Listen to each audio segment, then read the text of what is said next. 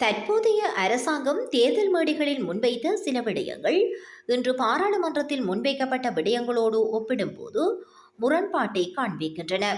சர்வதேச நாணய நிதியத்துடனான இணக்கப்பாட்டில் இருதரப்பு கடன்கள், பிணை முறி பத்திர கடன்கள் போன்றனவற்றில் முன்வைக்கப்பட்ட விடயங்கள் குறித்து செவிமடுத்த போது ஒருவித அதிர்ச்சிக்கு ஆளானோம். எனவே இணக்கப்பாடு காணப்பட்டிருக்கும் ஒப்பந்தத்தை மாற்றி புதிய ஒப்பந்தத்தை எட்டுவதாக தற்போதைய ஆட்சியாளர்கள் தேர்தல் மேடைகளில் பிரஸ்தாபித்தனர். ஆனால் அரசு தற்போது அதில் இருந்து விலகி செயல்பட்டு வருகின்றது. இது பாரதூரமான விடயம் என எதிர்க்கட்சி தலைவர் தெரிவித்தார். பாராளுமன்ற கட்டிட தொகுதியில் இன்று ஊடகங்களுக்கு கருத்து தெரிவிக்கும் போதே எதிர்க்கட்சி தலைவர் சஜித் பிரேமதாசா இவ்வாறு தெரிவித்தார். தற்போதைய அரசாங்கமும் முன்னாள் ஜனாதிபதியின் பாதையையே பின்பற்றுவதை காண முடிகின்றது.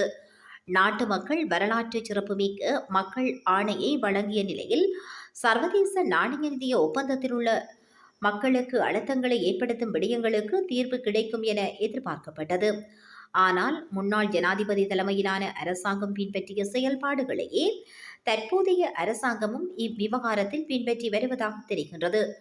முன்னாள் ஜனாதிபதியினால் நடைமுறைப்படுத்தப்பட்ட சர்வதேச நாணய நிதிய உடன்படிக்கையை அமல்படுத்த வேண்டாம் என்றே மக்கள் 2/3 பெரும்பான்மை ஆணையை பெற்று தந்தனர் என்றும் எதிர்க்கட்சி தலைவர் சஜித் பிரேமதாசா தெரிவித்தார்.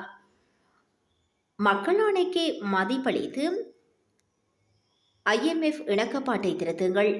சர்வதேச நாணய நிதியத்தின் சட்டத்திற்குள் இருந்தவாறு உடன்பாடு காணப்பட்டுள்ள இணக்கப்பாட்டை மக்களுக்கு சாதகமாக மாற்றுவோம் என்று ஐக்கிய மக்கள் சக்தி தேர்தல் மேடைகளில் தெரிவித்தது. ஆனால் இன்று தற்போதைய அரசாங்கம் இந்த இணக்கப்பாட்டை முன்னர் இருந்தவாறு பழைய வழியிலேயே முன்னெடுத்துச் செல்வதை காண முடிகின்றது.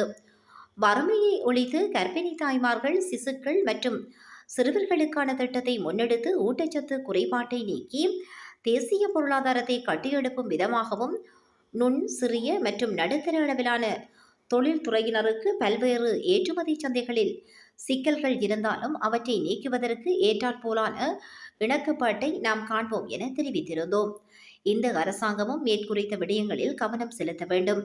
இவற்றை முன்னெடுத்து நடைமுறைப்படுத்தும் விடயத்தில் நாம் இந்த அரசாங்கத்திற்கு எமது ஆதரவை நல்குவோம். தேர்தல் கால வாக்குறுதிகளை நிறைவேற்ற காலம் சரி. தற்போதுள்ள IMF உடன்படிக்கையை அவ்வாறே நடைமுறைப்படுத்த தற்போதைய அரசாங்கம் உறுதியுடன் இருப்பதாக தெரிவித்துள்ளமையானது நம் எல்லோரையும் ஆச்சரியப்படுத்துகின்றது. வரி மற்றும் வரி கட்டமைப்பையும் அத்துடன் முழு பொருளாதார செயல்முறையையும் பழைய முறையில் முன்னெடுத்துச் செல்வதற்கு இந்த மக்கள் ஆணை வழங்கப்படவில்லை என்பதால் வாக்குறுதி அளிக்கப்பட்ட மாற்றங்களை முன்னெடுக்குமாறு கோரிக்கை விடுக்கின்றோம்.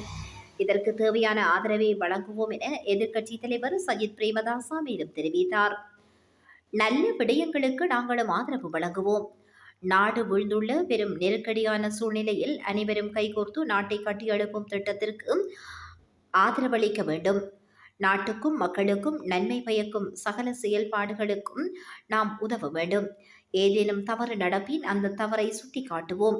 அதேபோல் அந்த தவறுக்கு எதிராக நடவடிக்கை எடுப்போம் என்றும் எதிர்க்கட்சி தலைவர் இங்கு மேலும் தெரிவித்தார்.